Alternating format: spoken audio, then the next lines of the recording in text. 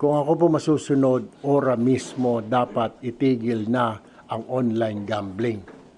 Because of the fact, masama na po ang nangyayari. Karamihan hindi na nagagawa ang trabaho.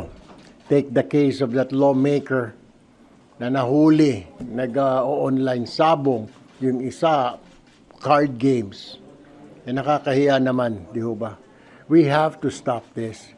This is getting serious by the day. So online gambling must, not should, must be stopped.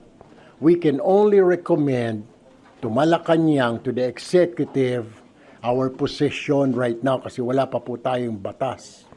But given the chance, definitely, kung tatanungin niyo ako, ayoko na ng online gambling.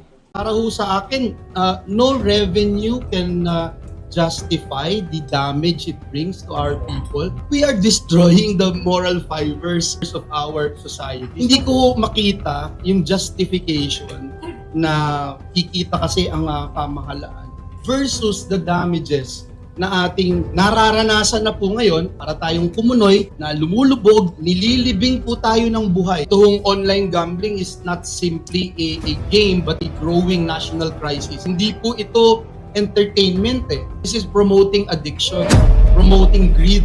Kaya po dapat talaga wakasan natin itong online na gambling na ito. Ang lala na, something has to be done. That's why I'm filing a bill na total stop, hindi yung regulated, hindi yung strictly regulated. For me, no.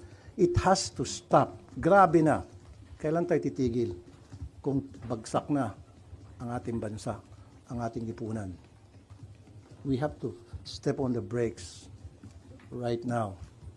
And with your help kayo sa media, ma-disseminate properly itong information na ito para sa kalaman ng lahat na meron tayong sakit sa ating lipunan sa pamagitan ng epidemic, kung tawagin ko, nitong online gambling. Stand po ng PAGCOR sa pangkasalukuyan ay hindi po total ban kung hindi stricter regulation. Alam niyo po, ang online gaming ay hindi na po masusugpo sa pangkasalukuyan sapagkat marami na pong advances sa technology. Sa PAGCOR alone for 2024, imigit kumulang po nasa 50 billion pesos ang license fees na kinita. Bukod po ito sa ibinabayad ng mga operators sa Bureau of Internal Revenue, ano po, sa BIR. Kasi ang